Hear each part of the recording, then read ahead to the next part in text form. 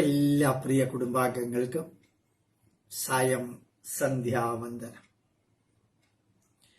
ശുഭരാത്രിയുടെ ആരംഭം. ഒന്നൊന്നായി എണ്ണി എണ്ണി തൊട്ടെണ്ണും പൊരുളൊടുങ്ങിയാൽ നിന്നിടും ദൃക്കുപോലുള്ള ജഗദീശ്വര ഭഗവാനെ കൃഷ്ണ നിന്നില സ്പന്ദമാകണം. ഓരോ ദിവസം കഴിയുമ്പോഴും ഭഗവാൻ കൃഷ്ണനോടുള്ള ആരാധന, വിധേയത്വം അതിങ്ങനെ കൂടിക്കൂടി വരുന്നു.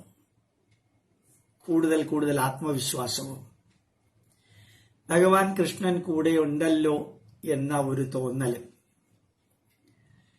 ഏതോ ഒരു പ്രത്യേക അനുഭൂതിയാണ്. സ്വർഗമോ നരകമോ പാപമോ പുണ്യമോ അല്ല ചിന്തയിൽ വരുന്നത്. ഇന്ന് ചെയ്യാനുള്ള കാര്യങ്ങൾ ഓരോന്നും ചെയ്തു വരുമ്പോ കൃഷ്ണ നീ പറയുന്നതനുസരിച്ചിട്ടാണ് കേട്ടോ ഞാൻ ചെയ്യുന്നത് എന്ന് ഒരു സുഹൃത്തിനോട് പറയുന്ന മാതിരി, ഒരു ബന്ധുവിനോട് പറയുന്ന മാതിരി, അല്ലെങ്കിൽ എന്റെ അച്ഛനും അമ്മയ്ക്കും തുല്യമായിട്ടുള്ളതാണ് എന്റെ ചേച്ചി, എന്റെ സഹോദരി, എന്നെക്കാളും മൂത്തത്. ആ ചേച്ചിയോട് പറയുന്ന മാതിരി ഒരു ഫീലിംഗ് ആണ് ഭഗവാൻ കൃഷ്ണനോട് പറയുമ്പോൾ.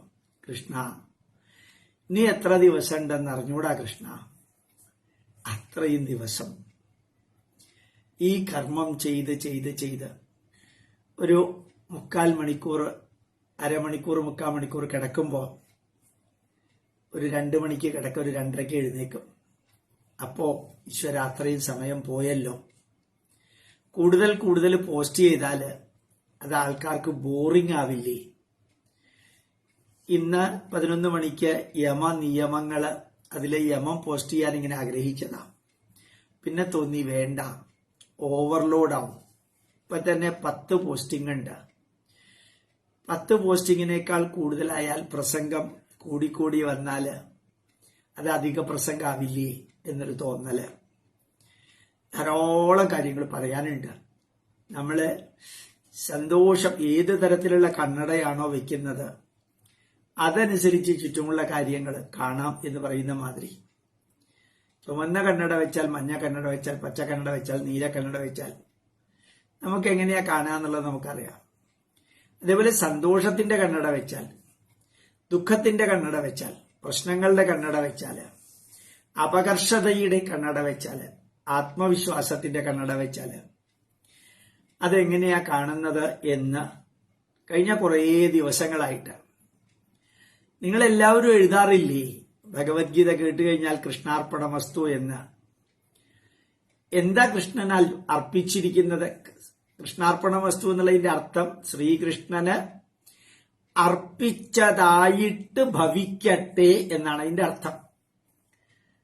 ഇത് ഞാൻ കൃഷ്ണൻ അർപ്പിച്ചതായിട്ട് ഭവിക്കട്ടെ. എന്താത്?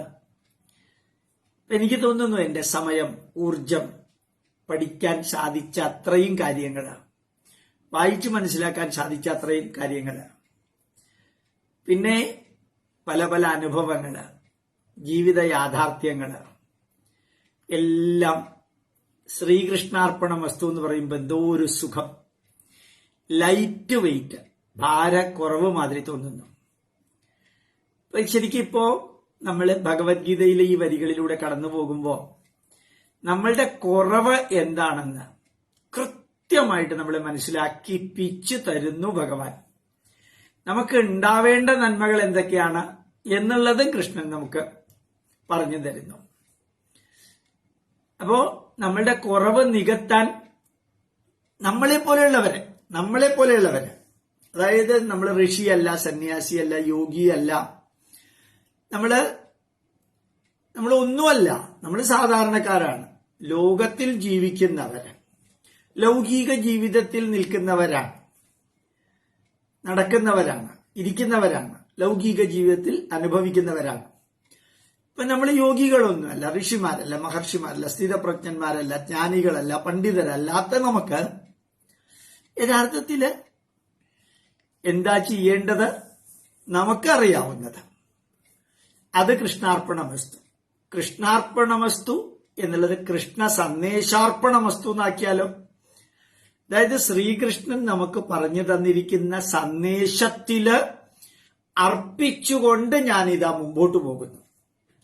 കൃഷ്ണാർപ്പണമസ്തു. നമ്മുടെ സമയം, നമ്മുടെ ഊർജം, നമ്മുടെ അറിവ്, നമ്മുടെ അനുഭവം, നമ്മളുടേതായിട്ടുള്ള എല്ലാം അത് കൃഷ്ണനെ ഞാൻ സമർപ്പിക്കുന്നു. അത് കൃഷ്ണൻ എന്തിനാ? ശ്രീകൃഷ്ണൻ എന്തിനാ നമ്മൾ സമർപ്പിക്കുന്നത്? ശ്രീകൃഷ്ണൻ വേണ്ടത്രയുണ്ട്, വേണ്ടത്ര കാര്യങ്ങൾ നമുക്ക് തന്നിട്ട് പോയി. അപ്പൊ ശ്രീകൃഷ്ണാർപ്പണമസ്തു എന്നുള്ളതിന് പകരം മനസ്സ് എന്ന് പറയേണ്ടത് ശ്രീകൃഷ്ണ സന്ദേശാർപ്പണമസ്തു. ശ്രീകൃഷ്ണന്റെ സന്ദേശങ്ങൾക്ക് വേണ്ടിയിട്ട് ഞാൻ എന്റെ സമയം, ഊർജം, അറിവ്, സമ്പത്ത് അത് ഉപയോഗിക്കുന്നു. ശ്രീകൃഷ്ണൻ സന്ദേശത്തിന് വേണ്ടി. എന്തിനാ? പഠിച്ചു, പഠിപ്പിച്ച്, പ്രചരിപ്പിച്ച്, പ്രവർത്തിച്ച് പ്രതികരിക്കാനായിട്ട്. ഇന്നും വളരെ വളരെ ഗംഭീരമായിട്ടുള്ളതാണ്. ഒരു 3:30, 3:45, 4 മണി തൊട്ട് ഏതാണ്ട് ഒരു 6 മണി വരെ ഇങ്ങനെ മൊബൈൽ ഫോണിലൂടെ കടന്നു പോകുമ്പോ യഥാർത്ഥത്തിൽ തോന്നിയത് ആഹ്ലാദിക്കാനും സന്തോഷിക്കാനും സമാധാനിക്കാനും ഉള്ളത് മാത്രമേ കണ്ണിന്റെ മുമ്പിലുള്ളൂ. കണ്ണിന്റെ മുമ്പിൽ അത് മാത്രമേ ഉള്ളൂ. ജഗ്ഗി വാസുദേവ് പറഞ്ഞ മാതിരിയാണ്. American president Barack Hussein Obama പറഞ്ഞു അത്രേ, I don't know anything about cricket, but I use to watch the cricket played by Sachin Tendulkar. Sachin, എനിക്ക് ക്രിക്കറ്റിനെ കുറിച്ച് ഒന്നും അറിഞ്ഞൂടാ, പക്ഷെ സച്ചിൻ ടെണ്ടുൽക്കർ ക്രിക്കറ്റ് കളിക്കുമ്പോൾ ഞാൻ കാണാറുണ്ട്. Even then I don't understand anything. Sachin Tendulkar cricket കളിക്കുമ്പോഴും ഒന്നും മനസ്സിലാവണില്ല. Then why did I watch? Every time when I watch Sachin Tendulkar playing the cricket, 5% of American capacity is coming down. അമേരിക്കക്കാരുടെ കപ്പാസിറ്റി 5% കുറയുന്നു. സച്ചിൻ ടെണ്ടുൽക്കറുടെ എഫിഷ്യൻസിയുടെ മുമ്പിൽ ഇവർ തളർന്നു പോകുന്നു. അങ്ങനെ എത്ര സന്ദേശങ്ങളാണെന്നറിയാമോ? എന്നിട്ട് അദ്ദേഹം അമേരിക്കയെ കുറിച്ച് പറഞ്ഞിരുന്നു, America, whenever you listen about America, you think about the military rule, you think about the atrocity, you think about the rule of America around the world, you think about the arrogance of American people, you think about the money that they are making. That attitude should change. America is for a healthy living, enjoying the life, a pleasant living. America is for helping others. America never bothers about others too much. എന്ന് പറഞ്ഞിട്ട് അദ്ദേഹം കുറേ കാര്യങ്ങൾ പറഞ്ഞു. അതായത് ആ അമേരിക്കക്കാര് കേട്ട് കഴിഞ്ഞാൽ ഒരു 20 സെക്കൻഡ് അവർ കൈയടിക്കും. നല്ല ഇംഗ്ലീഷിലാ ജഗ്ഗി വാസുദേവ് അമേരിക്കക്കാരെ കുറിച്ച് പറഞ്ഞത്. ഏത് അമേരിക്കൻ പയ്യൻ അത് കേട്ടാലും ജഗ്ഗി വാസുദേവന്റെ അനുയായിയായി മാറും. കാരണം ഇദ്ദേഹം റിയാലിറ്റിയാ പറയുന്നത്, ഹിഡൻ അജണ്ട ഇല്ലാതെ. അങ്ങനെ കുറെ ഇന്ന് ഞാൻ കണ്ടപ്പോഴത്തേക്ക് എനിക്ക് വലിയൊരു ആശ്വാസം തോന്നി. കൃഷ്ണാർപ്പണമസ്തു എന്ന് പറയുന്നതിന് പകരം കൃഷ്ണ സന്ദേശാർപ്പണമസ്തു എന്ന് ഞാൻ പറഞ്ഞപ്പോ കുറെ കൂടി പ്രായമായിട്ട് വയ്യാതെയാവുമ്പോ കിടക്കുമ്പോഴത്തേക്ക് ഈ മൊബൈൽ ഫോണിലൂടെ പോസിറ്റീവായിട്ടുള്ള വാർത്തകളെ കാണാനും കേൾക്കാനും അറിയാനും ജീവിതത്തെ വ്യർത്ഥമായിട്ട് എണ്ണി 24 മണിക്കൂർ കളയുന്നതിന് പകരം ഈ ചെറിയൊരു സാധനം, ഈ മൊബൈൽ ഫോൺ എന്ന ദിവ്യാവതാരം നമുക്ക് പ്രയോജനപ്പെടുത്താൻ സാധിക്കും എന്നൊരു തോന്നല് കൃഷ്ണാർപ്പണമസ്തു എന്നുള്ളതിന് പകരം കൃഷ്ണ സന്ദേശാർപ്പണമസ്തു എന്ന് പറഞ്ഞപ്പോ എനിക്ക് കിട്ടിയതാണ്. ഞാൻ നിങ്ങളോട് എല്ലാവരോടും പറയുന്നു, ശ്രീകൃഷ്ണൻ ഇങ്ങനെ അനവധി കാര്യങ്ങൾ പറഞ്ഞു അവസാനം ശ്രീകൃഷ്ണൻ വന്ന് നീ നിന്നെ നോക്ക. കളവങ്കോട് നാരായണ ഗുരുദേവൻ കണ്ണാടി പ്രതിഷ്ഠ നടത്തിയപ്പോഴത്തേക്കും ഫസ്റ്റ് നീ നിന്നെ നോക്കി മനസ്സിലാക്ക, നീ ആരാണ്. അത് ഏതാണ്ട് ലാസ്റ്റ് ക്ഷേത്രം പ്രതിഷ്ഠിച്ച സമയത്ത്, അതിനുശേഷം പിന്നെ ഒരു വിളക്ക് പ്രതിഷ്ഠയുള്ള ക്ഷേത്രവും കൂടിയേ നടത്തിയിട്ടുള്ളൂ, 27ാമത്തെ ക്ഷേത്രമായിട്ട്.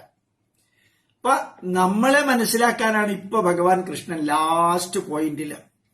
ഞാൻ പച്ചയ്ക്ക് പറയുകയാണെങ്കിൽ ഹിന്ദുവിന്റെ ജീവിതം, ഭാരതീയന്റെ ജീവിതം, സനാതന മൂല്യങ്ങൾ വെച്ചുകൊണ്ട് ജീവിക്കേണ്ടത് എങ്ങനെയാണ് എന്നും മനസ്സിൽ എങ്ങനെയൊക്കെയാണ് മാറ്റം വരുത്തേണ്ടത്, കുറവുകൾ ഉണ്ടെങ്കിൽ നന്മയിലേക്ക് മാറേണ്ടത് എങ്ങനെയാണ്, അത് വളരെ സിമ്പിളായിട്ടാണ് കൃഷ്ണൻ പറഞ്ഞു തരുന്നത്.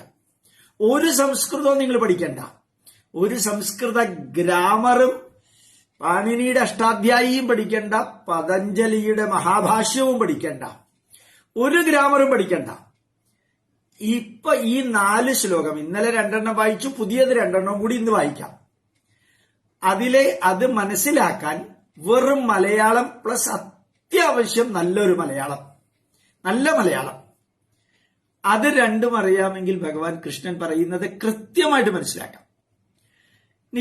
അതിങ്ങനെ കേൾക്കും തോറും മനസ്സിനകത്ത് കുറെ കൂടി ക്ലാരിറ്റി, ജീവിതത്തിന്റെ ധന്യതയെക്കുറിച്ചുള്ള എന്താ പറയുക, ക്ലിയർ വിഷൻ, വ്യൂ പോയിന്റ് വരുന്ന മാതിരി ഒരു തോന്നല്.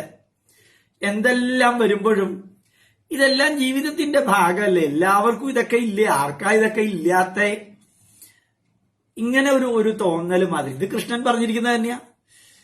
ഏത് പറയുമ്പോഴും ഇന്ന് നമ്മുടെ യുണൈറ്റഡ് സെക്യൂരിറ്റി കൗൺസിലിലെ ഇന്ത്യൻ പ്രതിനിധി ഒരു ചോദ്യത്തിന് ഉത്തരം പറയുകയായിരുന്നു. സത്യത്തില് എന്താ പറഞ്ഞറിയോ, നിങ്ങളൊരു ഡെമോക്രാറ്റിക് രാജ്യമാണെന്ന് പറയുന്നു, പക്ഷെ പത്രസ്വാതന്ത്ര്യത്തിന്റെയും ബാക്കി എല്ലാത്തിന്റെയും കാര്യത്തില് ഭാരതം 150ാമത്തെ പൊസിഷനിലാണ്. എന്ത് പറയുന്നു എന്ന് ചോദിച്ചപ്പോ അവര് കൃത്യമായിട്ട് പറയുന്നു, ഞങ്ങൾ എന്ത് പറയണം, ഞങ്ങൾ എന്ത് ചെയ്യണം, ഞങ്ങളുടെ വീക്ഷണം എന്തായിരിക്കണം എന്ന് നിങ്ങളെ പോലെയുള്ളവർ ആരും ഞങ്ങളെ പഠിപ്പിക്കേണ്ട കാര്യമില്ല. 2500 വർഷമായിട്ട് ഭാരതം ജനാധിപത്യത്തിൽ തന്നെയാണ് നിലനിൽക്കുന്നത്. ഇനിയും അതുപോലെ തന്നെ ഉണ്ടാവും. ജനാധിപത്യത്തിന്റെ വീക്ഷണം തന്നെയാണ്. എല്ലാ 5 വർഷം കൂടുമ്പോഴും ഞങ്ങളുടെ നാട്ടിൽ ബോട്ടം മോസ്റ്റ് ലെവൽ മുതൽ ടോപ്പ് മോസ്റ്റ് ലെവൽ വരെ നടക്കുന്ന എക്സർസൈസുകൾ ജനാധിപത്യത്തിന്റെ തന്നെയാണ്. പിന്നെ ഞങ്ങൾ ജനാധിപത്യത്തിന്റെ നിലനിൽക്കുമ്പോഴത്തേക്കും അത് എന്തൊക്കെയാണ്, എങ്ങനെയൊക്കെയാണ് എന്ന് നിങ്ങളെ ബോധ്യപ്പെടുത്തേണ്ട ഒരു കാര്യവും ഞങ്ങൾക്കില്ല. ഈ ലോകത്തിനെ ബോധ്യപ്പെടുത്തേണ്ട ഒരു കാര്യവും ഞങ്ങൾക്കില്ല. ഞങ്ങൾക്കുള്ളത് ഒന്ന് മാത്രം, നമ്മളുടെ നാട്ടില് ജനാധിപത്യം ജുഡീഷ്യറിയിലുണ്ട്, എക്സിക്യൂട്ടീവിലുണ്ട്, പാർലമെന്റിലുണ്ട്, ഫോർത്ത് എസ്റ്റേറ്റ് പ്രസിലുണ്ട്.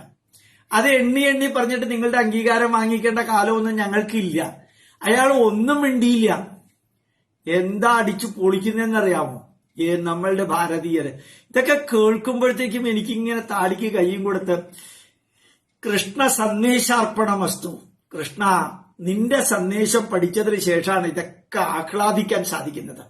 സന്തോഷിക്കാനല്ല, സമാധാനിക്കാനല്ല, സംതൃപ്തിയോടുകൂടി കാര്യങ്ങൾ വിവരിക്കാനല്ല, ആഹ്ലാദിക്കാൻ സാധിക്കുന്നത്. എന്തൊരു സന്തോഷം അറിയോ. അതായത് ഇപ്പൊ ഒരാൾ എഴുതിയിരുന്നു, ആരാന്ന് എനിക്ക് മനസ്സിലായില്ല, ആളുടെ പേര് വായിച്ചില്ല. ഇന്നലത്തെ സാറിന്റെ ക്ലാസ് വളരെ സിമ്പിൾ ആയിരുന്നു എന്ന്. ഇത് ഏറ്റവും സിമ്പിളായിട്ടും പറയാം. ഇതിന്റെ ഉള്ളിലേക്ക് ഇറങ്ങിച്ചെന്ന് വളരെ കോംപ്ലിക്കേറ്റഡ് ആയിട്ടും പറയാവുന്നതാണ് ഭഗവത്ഗീത. അതുകൊണ്ട് വൈകുന്നേരത്തെ ക്ലാസ് കുറച്ച് കോംപ്ലിക്കേറ്റഡ് ആക്കുന്നു ചിലപ്പോ. രാവിലത്തെ ക്ലാസ് സാധാരണക്കാര്, ഈ മലയാളികളും കേരളത്തിനും ഈ ഭാരതത്തിനും പുറത്ത് വർക്ക് ചെയ്യുന്നവർക്ക് ഒരു ആശ്വാസത്തിന് വേണ്ടിയിട്ടാണ് രാവിലത്തെ ഭഗവത്ഗീത ക്ലാസ് എടുക്കണം എന്ന് വിചാരിച്ചത്. കാരണം അവരെ മനസ്സിലാക്കുക. ഭഗവത്ഗീതയോ കൃഷ്ണനെയോ ഒന്നുമല്ല, ആ കൃഷ്ണന്റെ വരികളിലൂടെ അവരെ മനസ്സിലാക്കിയിട്ട് ഉയരാനും വളരാനും. കഴിഞ്ഞ ദിവസം നമ്മൾ എടുത്തത് ഞാൻ ഒന്ന് വായിക്കാം. ദമ്പോ ദർപ്പ ദുരഭിമാനശ്ച. അതിനകത്ത് ഇല്ല, മലയാളിക്ക് തെറ്റു വരാതിരിക്കാൻ ഞാൻ ആ വാക്ക് ചേർത്തതാ. ദമ്പം, ദർപ്പം, ദുരഭിമാനം, ക്രോധം, പാരുഷ്യം, അജ്ഞാനം. ഇത് ച അഭിജാതസ്യ പാർത്ഥ സമ്പദ് ആസുരി. ആസുരിക സ്വഭാവമുള്ളവനെ മനസ്സിലാക്കാൻ 10 സെക്കൻഡ് മതി ഈ ഒരു ശ്ലോകം പഠിക്കാൻ. അടുത്തതും അതേപോലെ പറയാൻ പോവാണ്. ഇപ്പൊ ദമ്പം എന്ന് വെച്ചാൽ ഗർവം, നമുക്കറിയാം. ദർപ്പം അത് വെച്ച് കഴിഞ്ഞാൽ അഹങ്കാരം.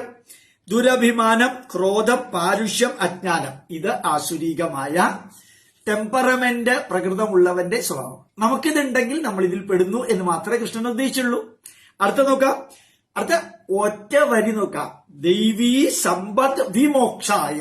3 വാക്കാണ്. ദൈവീകമായ ഗുണങ്ങള് നമ്മുടെ പ്രകൃതത്തിലെ ടെമ്പറമെന്റിലെ നമ്മുടെ ബിഹേവിയറിലെ വാക്കുകളിൽ ഉണ്ടെങ്കിൽ അയാൾക്ക് ബന്ധനത്തിലൂടെ ഉണ്ടാകുന്ന പ്രശ്നങ്ങളൊക്കെ ഒഴിവായിട്ട് അയാൾ പലപ്പോഴും ഫ്രീ ആയിരിക്കും. ഞാൻ ഫ്രീയാണ്. I enjoy the freedom of thought, mind and et cetera.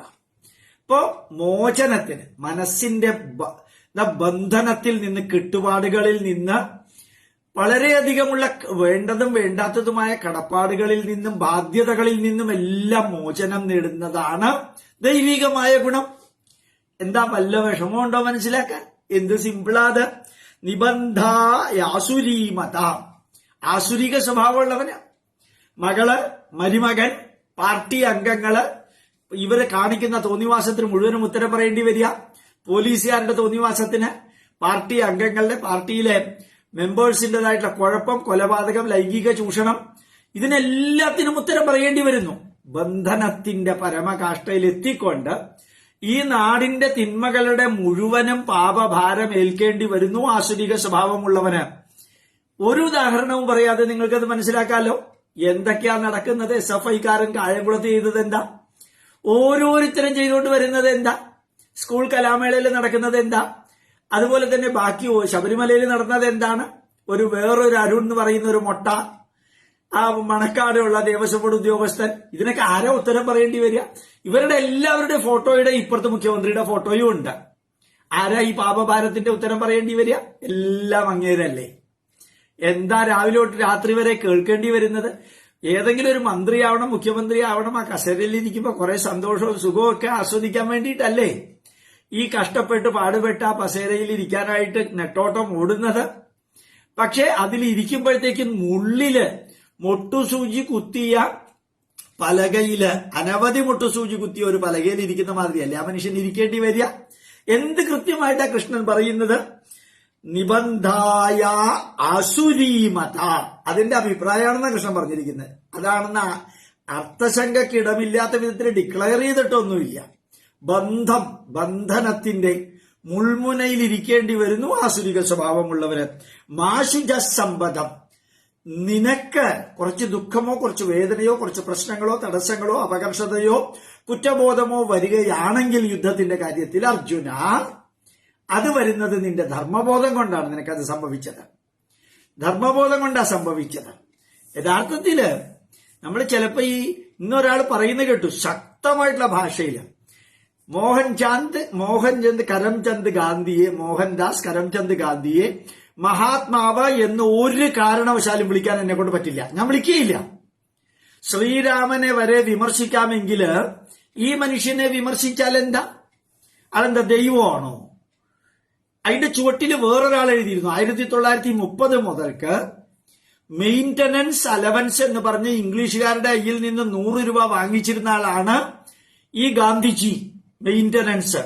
അതിന്റെ ചുവട്ടിൽ വേറൊരാൾ എഴുതിയിരിക്കുന്നു, ഗാന്ധിജിയുടെ ശിഷ്യന്മാരിൽ പലരും ഗാന്ധിജിയുമായിട്ട് വഴക്കിട്ട് പോകാൻ കാരണം ഗാന്ധിജിയുടെ ബെഡ്റൂമിലെ 2 പ്രായപൂർത്തിയായ സ്ത്രീകളെ സെൽഫ് കൺട്രോൾ അഭ്യസിപ്പിക്കാൻ വേണ്ടിയിട്ട് നഗ്നരായിട്ട് കിടത്തിയിട്ടുണ്ട്. അതിന് ഗാന്ധിജിയുടെ ശിഷ്യന്മാർ ഒത്തിരി പേര് വഴക്കിട്ട് പോയി. ഈ സ്ത്രീകൾ നഗ്നരായിട്ട് കിടക്കുമ്പോൾ മഹാത്മാഗാന്ധി ആ ബെഡ്റൂമിലുണ്ട്. അത് അവർക്ക് സെൽഫ് കൺട്രോളും മഹാത്മാഗാന്ധിക്ക് സെൽഫ് കൺട്രോളും വരുത്താൻ വേണ്ടിയിട്ടുള്ള പ്രാക്ടീസ് ആയിരുന്നു അത്. ഇങ്ങനെയെല്ലാം ചെയ്ത ഒരു മനുഷ്യനെ മഹാത്മാവെന്ന് വിളിക്കാൻ എനിക്ക് ബുദ്ധിമുട്ടുണ്ടെന്ന് അയാൾ പച്ചയ്ക്ക് പറയുന്നത്, വളരെ പച്ചയ്ക്ക്. അപ്പൊ യഥാർത്ഥത്തില് നമ്മള് പെട്ടെന്ന് ഇതൊക്കെ കേൾക്കുമ്പോഴത്തേക്കും നമുക്ക് ഏത് ആസുരീകം ഏത് ദൈവികം എന്നൊക്കെ തോന്നുമ്പോൾ അതിലൊന്നും കൺഫ്യൂഷൻ വേണ്ട. അർജുന, നിനക്ക് കുറച്ച് ദുഃഖവും കുറച്ച് വിഷമതയും കുറച്ച് കുറ്റബോധവും കുറച്ച് നഷ്ടബോധവും, ഭീഷ്മരെ കൊല്ലണമല്ലോ, ദ്രോണരെ കൊല്ലണമല്ലോ, അപ്പുറത്ത് വല്യച്ഛന്റെ മക്കളെ കൊല്ലണമല്ലോ എന്നൊക്കെ തോന്നുന്നത് നിനക്ക് ആസുരീകമായിട്ടുള്ള ഒരു പ്രകൃതമുള്ളത് കൊണ്ടല്ല അർജുന. മറിച്ച് ഞാൻ ഒരു സിംഹാസനത്തിന് വേണ്ടി, ഭരണ കസേരയ്ക്ക് വേണ്ടി, രാജാവാകാൻ വേണ്ടി ബന്ധുക്കളെ കൊല്ലുന്നു അല്ലെങ്കിൽ തകർക്കുന്നു, നശിപ്പിക്കുന്നു എന്ന ഒരു കുറ്റബോധം ധർമ്മത്തിന്റെ അടിസ്ഥാനത്തിലാണ് നിനക്കുണ്ടായത്. ധർമ്മത്തിന്റെ അടിസ്ഥാനത്തിലാണ്, നീ ത്യാഗത്തിന് വേണ്ടിയിട്ടാണ് നീ ആ വീക്ഷണം എടുത്തത്. എനിക്കിതൊന്നും വേണ്ട. നകാംക്ഷേ വിജയം കൃഷ്ണ എന്നുവെച്ചാൽ രാജ്യം സുഖാനിച്ച കിന്നോ രാജ്യേന ഗോവിന്ദ കിം ഭോഗയർ ജീവിതേനവ. എനിക്ക് രാജ്യവും വേണ്ട, ഭോഗവും വേണ്ട, സുഖവും വേണ്ട, ബന്ധുക്കളെ കൊന്നിട്ട് എനിക്ക് ഇതൊക്കെ കിട്ടിയിട്ട് എന്താണ്? അത് നിന്റെ അത് നിന്റെ നന്മയുടെ പ്രകൃതമാണ്, ദൈവിക ഗുണത്തിന്റെ മാനിഫെസ്റ്റേഷൻ ആണ്. അർജുന മാ ശുച, നീ ദുഃഖിക്കേണ്ട അർജുന. ഇത് ഭംഗിയായിട്ട് തലോടിക്കൊണ്ടാണ് ഒരു ഗുരുവിനെ പോലെ, ജ്യേഷ്ഠനെ പോലെ, അച്ഛനെ പോലെ, പിതൃതുല്യരായിട്ടുള്ള വ്യക്തിയെ പോലെ കൃഷ്ണൻ പറയുന്നത് മാ ശുച, നീ വിഷമിക്കേണ്ട കേട്ടോ അർജുന, ഉദ്ധവരെ വിഷമിക്കേണ്ട. കാരണം സമ്പദം ദൈവീം അഭിജാതോ അസി ത്വം ദൈവീം സമ്പദഃ അഭിജാതഃ അസി. അതായത് നീ ദൈവീകമായ ഗുണത്തിൽ തന്നെ ജനിച്ചവനാണ്. നിനക്ക് എന്തെങ്കിലും എവിടെയെങ്കിലൊക്കെ ഒരിത്തിരി നെഗറ്റീവ് തോന്നുന്നുണ്ടെങ്കിൽ നിന്റെ ധർമ്മബോധം കൊണ്ടാണ് നിനക്കത് തോന്നുന്നത്. എന്ത് റാഷണൽ എക്സ്പ്ലനേഷൻ അല്ലേ? ഹേ പാണ്ഡവ, പാണ്ഡുവിന്റെ പുത്ര, നിനക്കത് തോന്നേണ്ട കാര്യമില്ല. അടുത്ത നോക്കാം, വളരെ സിമ്പിളാണ്, വളരെ സിമ്പിളാണ്. അതായത് ഞാൻ ആ ടൈറ്റിലിൽ തന്നെ കൊടുത്തിരിക്കുന്നത് 2 മിനിറ്റ് കൊണ്ട് നമ്മളുടെ ഗുണങ്ങളും ദോഷങ്ങളും മനസ്സിലാക്കാൻ കൃഷ്ണൻ ഉപയോഗിച്ചിരിക്കുന്ന 2 വരികളാണ്. നിങ്ങളെല്ലാവരും ഇത് അനലൈസ് ചെയ്യണം. എന്നിട്ട് കുറവുള്ളത് നികത്താൻ സാധിക്കുമെന്ന് നോക്കാം. പറ്റുന്നിടത്തോളം, സാധിക്കുന്നവർക്ക് സാധിക്കുന്നിടത്തോളം, സാധിക്കുന്ന സമയത്ത് സാധിക്കുന്ന കാര്യങ്ങളിൽ സാധിക്കുന്നതൊക്കെ അങ്ങോട്ട് ചെയ്യുക. ഇപ്പൊ നോക്കുക, ദ്വൗ ഭൂതസർഗൗ അസ്മിൻ ലോകേ ദൈവ ആസുര ഏവച. ദൈവീക ഗുണമുള്ളവരും ആസുരീക ഗുണമുള്ളവരുമായ ദ്വൗ, 2 തരത്തിലുള്ള അസ്മിൻ ലോകെ, ഈ ലോകത്തില് ഭൂതസർഗൗ, ജീവജാലങ്ങൾ, മനുഷ്യൻ മാത്രമല്ല, വളരെ സിമ്പിളാണ്. ഭൂതസർഗൗ, ജീവജാലങ്ങളെല്ലാം, അസ്മിൻ ലോകെ, ഈ ലോകത്തില് നിലനിൽക്കുന്ന ജീവജാലങ്ങളെല്ലാം ഒന്നുകിൽ ദൈവീക ഗുണങ്ങളുള്ളവര് അല്ലെങ്കിൽ ആസുരിക ദോഷങ്ങളുള്ളവര്. ദൈവിക ഗുണങ്ങളും ആസുരിക ദോഷങ്ങളും ഉള്ളവരാണ് മിക്കവാറും ധാരാളം പേര്. അപ്പൊ യഥാർത്ഥത്തില് ദൈവോ വിസ്തരശ പ്രോക്ത, ദൈവിക ഗുണം ഞാൻ കുറച്ച് വിസ്തരിച്ച് നിന്നോട് പറയാം. അതുപോലെ തന്നെ ആസുരം ഹേ പാർത്ഥ മേ ശൃണു, ആസുരികവും ഞാൻ നിന്നോട് പറയാം. ഈ യുദ്ധക്ഷേത്രത്തിൽ വെച്ച് ഇത് പറയാൻ കാരണം എന്താ? യഥാർത്ഥത്തിൽ യുദ്ധക്ഷേത്രത്തിൽ വെച്ച് മാത്രം പറയേണ്ട കാര്യമല്ല യുദ്ധക്ഷേത്രത്തിൽ വെച്ച് ഭഗവാൻ പറഞ്ഞിരിക്കുന്നത്. മൊത്തത്തിൽ ഹൈന്ദവ ജീവിതത്തിന്റെ പ്ലസുകളും മൈനസുകളും ഒരു വ്യക്തി 1 മിനിറ്റ് കൊണ്ട് നമ്മൾ എങ്ങനെ ജീവിക്കണമെന്ന് പറഞ്ഞു പഠിപ്പിക്കാൻ ഭഗവത്ഗീതയിലെ ഈ 2-3 ശ്ലോകങ്ങൾ പോലെ വേറെ ശ്ലോകങ്ങളില്ല, വേറെ ഗ്രന്ഥങ്ങളിലെ ശ്ലോകങ്ങളില്ല. ഭഗവത്ഗീതയിൽ പിന്നെയും ധാരാളമുണ്ട്. അതായത് വളരെ സിമ്പിളായിട്ട് കൃഷ്ണൻ പറയുന്നു, ഈ ലോകത്തിലുള്ള ജീവജാലങ്ങളെല്ലാം ദൈവിക ഗുണങ്ങളുള്ളത്, ആസുരിക ദോഷങ്ങളുള്ളത് എന്ന് 2 തരത്തിലുള്ളതാണ് ഉള്ളത് അർജുന. അതിൽ ദൈവിക ഗുണങ്ങളുള്ളവയുടെ പ്രത്യേകത എന്താ? ആസുരിക ഗുണങ്ങൾ ദോഷങ്ങളുള്ളവയുടെ പ്രത്യേകത എന്താ? നിങ്ങൾക്ക് എല്ലാവർക്കും അറിയാം. എത്രയോ സിനിമ പ്രൊഡ്യൂസർമാരുണ്ട്, എത്രയോ സിനിമ ആക്ടർമാരുണ്ട്. അവരൊക്കെ ഇപ്പൊ തകർന്ന് താഴത്തേക്ക് ഭൂമിയോളം താഴ്ന്നു വന്നുകൊണ്ടിരിക്കുകയാണ്. എന്താ കാരണം? ഒരു ദൈവിക രൂപഭാവങ്ങളുള്ള ലുക്കുള്ള, ദൈവിക ലുക്ക്, ദൈവിക ഭാഷ, ദൈവിക approach, down to earth up to the sky പോയ ഒരു മനുഷ്യൻ ഇന്നലെ മിനിഞ്ഞാന്ന് കഴിഞ്ഞ 16 ദിവസമായിട്ട് ജനങ്ങളുടെ ഹൃദയങ്ങളിൽ ഇടിച്ചു കയറുകയാണ്. തൃപ്പൂണിത്തുറയിൽ 2 ടാക്കീസിൽ അത് കളിക്കുന്നുണ്ട്. ഇന്നലെ സെക്കൻഡ് ഷോയിന് പോയ ഒരാൾ പറയാ 2 ഫുള്ളായിരുന്നു സാറേ. സെക്കൻഡ് ഷോയിൽ ഇന്നലെ 2 ഫുള്ളായിരുന്നു. എന്തേ കാരണം? സിനിമയുടെ വിജയമല്ല, ആ സിനിമയിൽ അഭിനയിച്ച ഈ കുട്ടികളുടെയും ഉണ്ണി മുകുന്ദന്റെയും വിജയമാണ്. അതുപോലെ മമ്മൂട്ടിയെ കുറിച്ച് പറയുന്നുണ്ട്. മമ്മൂട്ടിയുടെ ഒരു അസിസ്റ്റന്റിനോട് ചോദിക്കുന്നുണ്ട്, എങ്ങനെയാ മമ്മൂട്ടി ഇത്രയും ധന്യമായിട്ട് ആരോഗ്യവും ബാക്കിയെല്ലാം നിലനിർത്തുന്നത്? അസിസ്റ്റന്റും ഒരു മുസ്ലിമാണ്, അബൂ സലീം എന്ന് പറയുന്ന ആളാണ്. അയാള് പറയുന്നത്, മമ്മൂക്ക അങ്ങേര് ചെയ്യുന്ന നന്മകള് ആരെയും കേൾപ്പിക്കാനോ അറിയിക്കാനോ വേണ്ടിയല്ല അദ്ദേഹം ചെയ്യുന്നത്. അദ്ദേഹം തുറന്ന മനസ്സോട് ദൈവീകമായ കർമ്മങ്ങൾ ചെയ്യുന്നതിന്റെ അനുഗ്രഹമാണ് അദ്ദേഹത്തിന്. അതായത് കൂട്ടത്തിൽ പ്രവർത്തിക്കുന്ന ഒരാള് തന്റെ യജമാനന് തുല്യമായ മമ്മൂട്ടിയെ കുറിച്ച് പറയുന്ന വാക്ക് ഭഗവത്ഗീതയിലെ അതേ വാക്കുകളാ. അയാൾ ഭഗവത്ഗീത പഠിച്ചിട്ട് പറഞ്ഞതല്ല, അത് അത്രയ്ക്കും നമ്മുടെ ഉള്ളിലുണ്ട്. ദൈവീകമായി അങ്ങേര് ചെയ്യുന്ന കർമ്മത്തിന്റെ പ്രതിഫലനമാണ് അദ്ദേഹത്തിന്റെ ആരോഗ്യത്തിലും സംസാരത്തിലുമെല്ലാം. ഇന്നലെ സിനിമയ്ക്ക് പോയവര് പറയുന്ന കേട്ടിരുന്നു, മമ്മൂട്ടിയാണ് ശബരിമലയെക്കുറിച്ചും മാളികപ്പുറത്തിനെയും കുറിച്ചൊക്കെ ഘനഗംഭീരമായിട്ടുള്ള ശബ്ദത്തിൽ പറയുന്നത്. ഒന്ന് ആലോചിച്ച് നോക്കാം. മുസ്ലിം വിഭാഗത്തിൽപ്പെട്ട തീവ്രവാദികള് മേപ്പടിയാനും അതുപോലെ ഇതും തകർത്ത് തരിപ്പണമാക്കി കയ്യിൽ കൊടുക്കണം എന്ന് പറഞ്ഞിരിക്കുന്നതിന് ഇൻട്രൊഡക്ഷൻ കൊടുത്തത് ഒരു മുസ്ലിം തന്നെ. 5 നേരം ഏതാണ്ട് നിസ്കരിക്കുന്ന ഒരു പാർട്ടി തന്നെയാണെന്ന് തോന്നുന്നു, എനിക്ക് മുഴുവൻ അറിഞ്ഞുകൂടാ. അപ്പൊ യഥാർത്ഥത്തില് ഈ ദൈവീകമായ ഒരു അനുഗ്രഹം ലഭ്യമാകാൻ ആ ദൈവീകമായിട്ടുള്ള ചിന്തയാണ് ശരിക്കും മനസ്സിലുണ്ടാവേണ്ടത്. ആ ചിന്തയാണല്ലോ പറഞ്ഞിരിക്കുന്നത്. ദമ്പം അത് മനസ്സിനകത്തുള്ളതാണ്. ദർപ്പം അഹങ്കാരം ഗർവം മനസ്സിലുള്ളതാ. ദുരഭിമാനം അത് മനസ്സിലുള്ളതാണ്. ക്രോധം അത് മനസ്സിലുള്ളതാണ്. പാരുഷ്യം മനസ്സിൽ നിന്ന് വരുന്നതാണ്. അജ്ഞാനം മനസ്സിനകത്ത് വേണ്ടതില്ലാത്തതാണ്. എല്ലാം മനസ്സാണ്, ശരീരത്തിലല്ല. ശരീരത്തിന്റെ മസിൽ പവർ, ബ്ലഡിന്റെ കോൺസ്റ്റിറ്റ്യൂഷൻ, എല്ലുകളുടെ കോൺസ്റ്റിറ്റ്യൂഷൻ, പൊക്കം, തടി, ചെസ്റ്റളവ് ഒന്നുമല്ല ദൈവിക സ്വഭാവത്തിന്റെ ആധാരം. ആസുരിക സ്വഭാവത്തിന്റെ ആധാരവും മെന്റൽ ആറ്റിറ്റ്യൂഡാണ്. ഇപ്പൊ ഭഗവാൻ കൃത്യമായിട്ട് പറഞ്ഞു, വളരെ സിമ്പിൾ, ഏത് 4ാം ക്ലാസ്സുകാരനും മനസ്സിലാക്കാവുന്നത്. നമ്മൾ നമ്മുടെ മക്കൾക്ക് ഇത് പറഞ്ഞു കൊടുക്കണം. 2 തരത്തിലുള്ള മനുഷ്യരാണ് മക്കളെ ഉള്ളത്. നിന്റെ ക്ലാസ്സിൽ പഠിക്കുന്ന കുട്ടികളാണെങ്കിലും, നമ്മൾ ഭാവിയിൽ ബന്ധപ്പെടാൻ പോകുന്ന വ്യക്തികളാണെങ്കിലും, നമ്മളുടെ ഓഫീസിൽ പോകുമ്പോൾ നമ്മളുടെ സഹപ്രവർത്തകരാണെങ്കിലും, നമ്മളുടെ കൂട്ടുകാരാണെങ്കിലും, മലയാളി അസോസിയേഷനിലുള്ളവരാണെങ്കിലും, നമ്മളുടെ സംഘടനയിലും ക്ലബിലും എല്ലാം ഉള്ളവരാണെങ്കിലും ആസുരിക സ്വഭാവമുള്ളവരുണ്ട്, ദൈവിക ഗുണങ്ങളുള്ളവരുണ്ട്.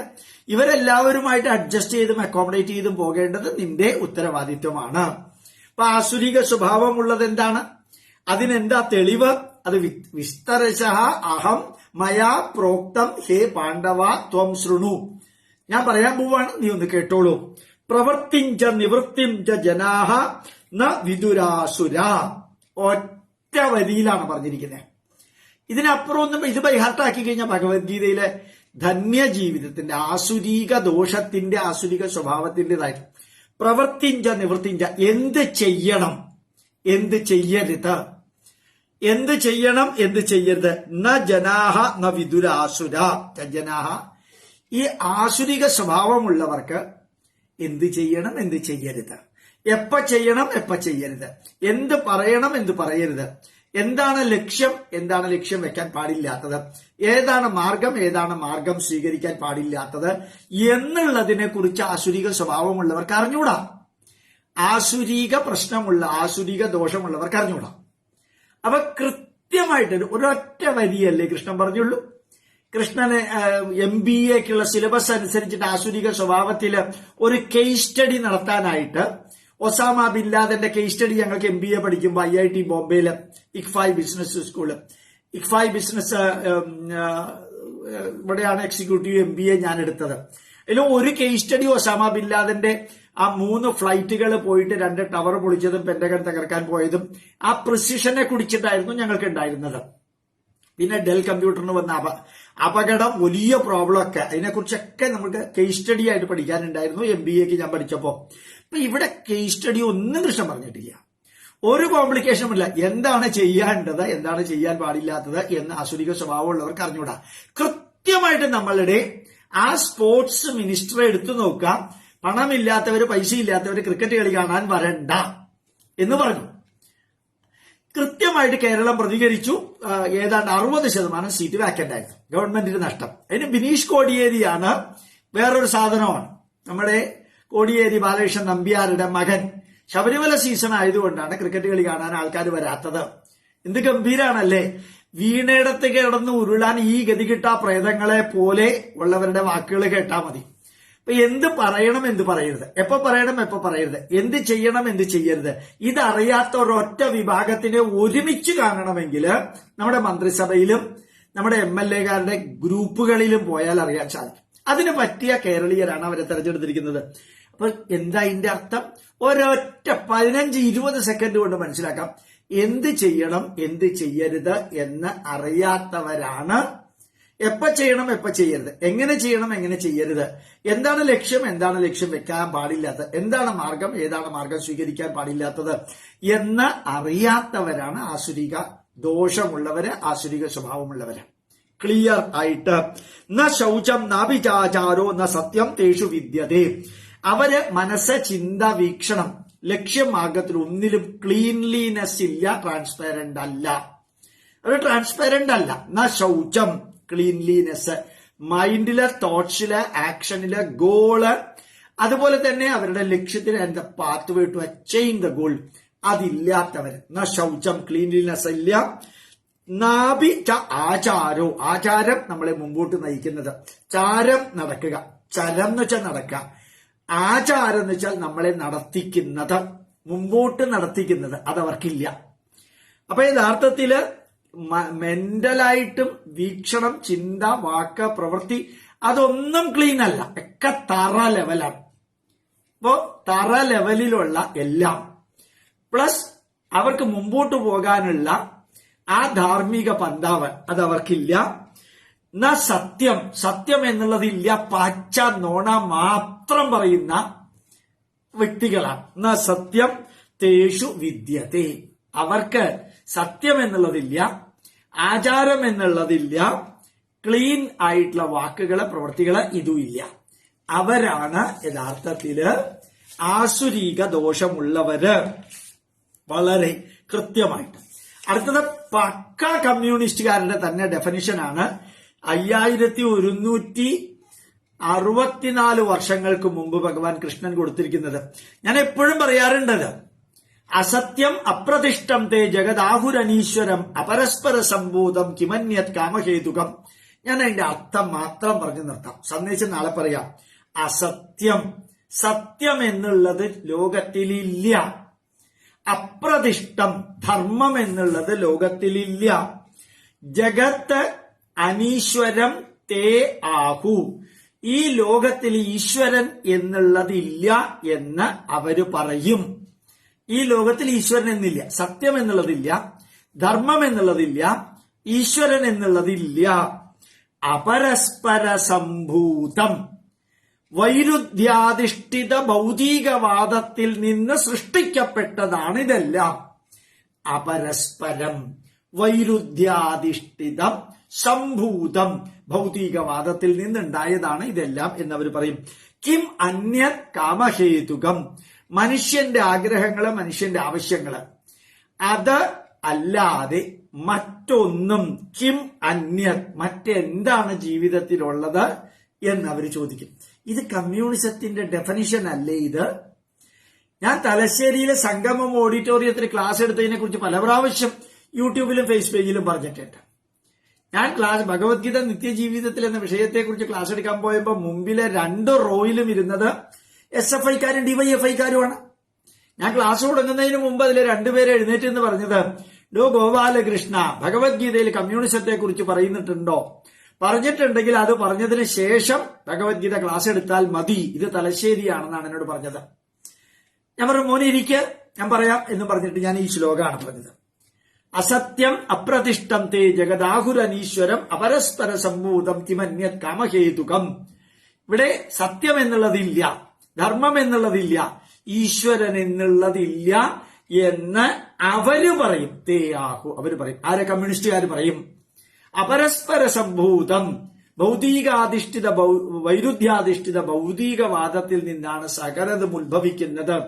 കിം അന്യത് കാമഹേതുകം, മനുഷ്യന്റെ ആഗ്രഹങ്ങളും ആവശ്യങ്ങളും അത്യാഗ്രഹങ്ങളും വെട്ടിപ്പിടിക്കാനും കെട്ടിപ്പടുക്കാനും പറ്റിച്ചെടുക്കാനും തട്ടിപ്പറിക്കാനുമുള്ള അതിമോഹവും എല്ലാമാണ് പണ്ടത്തെ USSRും ഇപ്പോഴത്തെ ചൈനയും നോർത്ത് കൊറിയയും കുറെയൊക്കെ ക്യൂബയും എല്ലാം.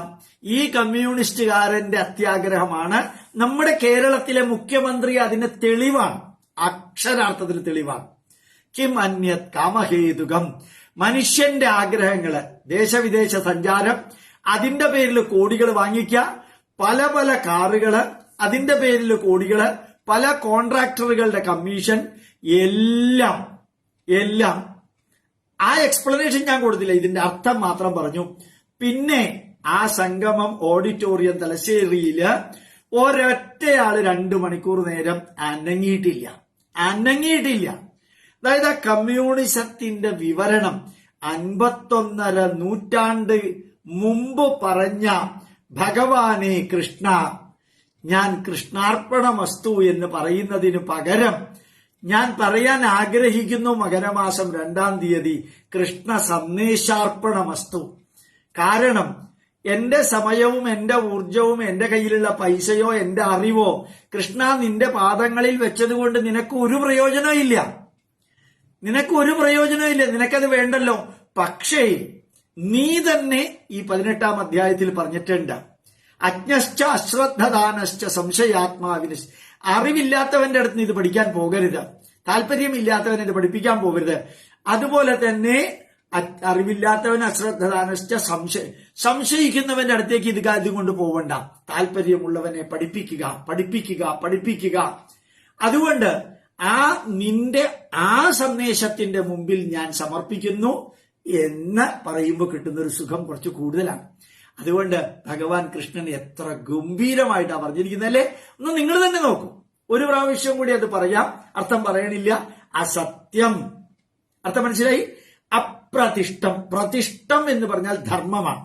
എല്ലാം ആധാരമാക്കിയിരിക്കുന്നത് ധർമ്മത്തിലാണ്. സൂര്യൻ ഉദിക്കുന്നത് പോലും ധർമ്മത്തിന്റെ അടിസ്ഥാനത്തിൽ എന്നാണ് നമ്മളുടെ ഗ്രന്ഥങ്ങൾ പറയുന്നത്. അപ്പൊ അസത്യം, അപ്രതിഷ്ഠം എന്നുള്ളതിന്റെ ഓപ്പോസിറ്റ് അപ്രതിഷ്ഠം. ജഗത്ത് അനീശ്വരം, ഈ ലോകത്തിൽ ഈശ്വരനില്ല. അപരസ്പര സംഭൂതം, കിം അന്യ കാമ ഹേതുകം. മനുഷ്യന്റെ ആഗ്രഹങ്ങളും അത്യാഗ്രഹങ്ങളും അല്ലാതെ വേറെ എന്താ ഉള്ളത്?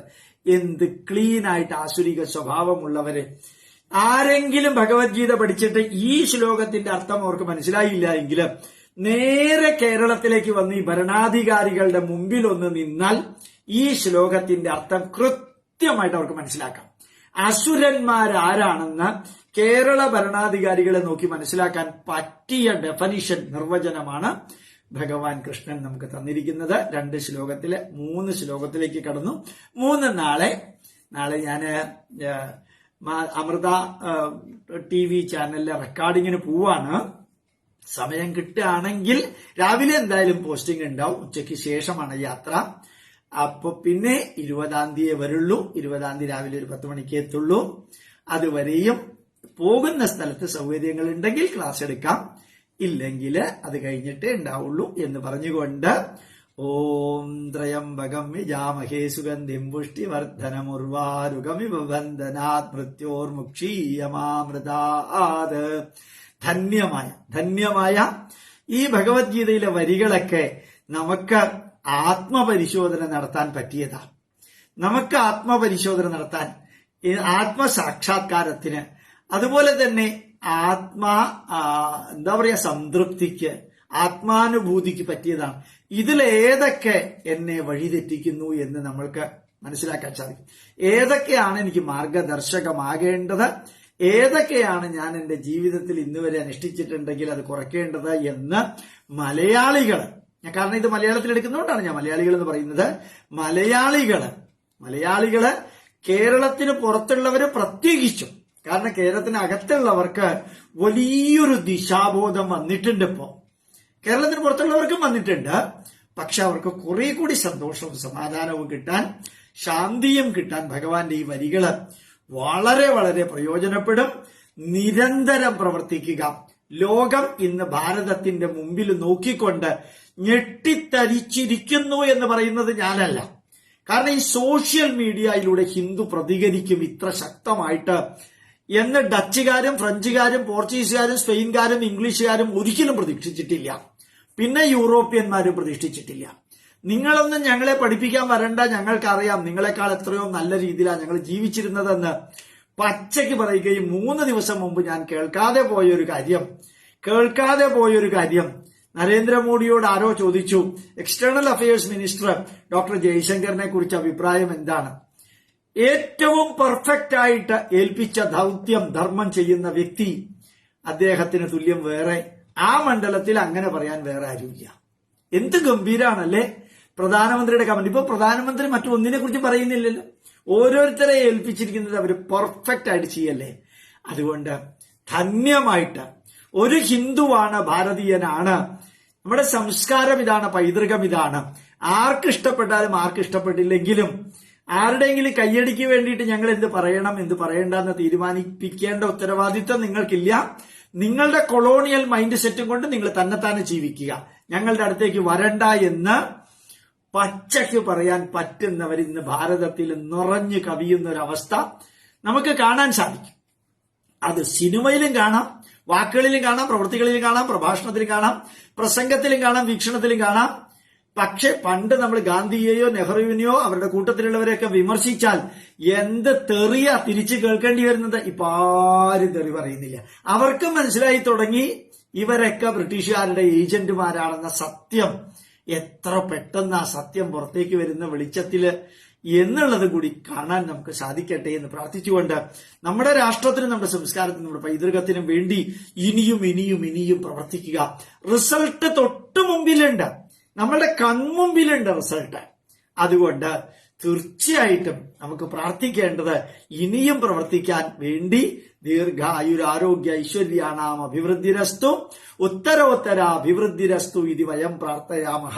നിങ്ങളുടെ പ്രാർത്ഥനകളും പ്രണാമങ്ങളും പുഷ്പങ്ങളും എല്ലാം മഹാദേവന്റെയും പത്മനാഭന്റെയും മള്ളിയൂർ ഗണപതിയുടെയും പൂർണ്ണത്രൈശന്റെയും ഗുരുവായൂരപ്പന്റെയും സ്വാമി വിവേകാനന്ദന്റെയും കൃഷ്ണന്റെയും ഭാരതമാതാവിന്റെയും ഋഷീശ്വരന്മാരുടെയും പാദങ്ങളിൽ സമർപ്പിച്ചുകൊണ്ട് ഇനിയും ഇനിയും ഇനിയും പ്രവർത്തിച്ചുകൊണ്ട് മുമ്പോട്ടു പോകാൻ ഉള്ള അവസരമുണ്ടാക്കണേ എന്ന് പ്രാർത്ഥിക്കുക.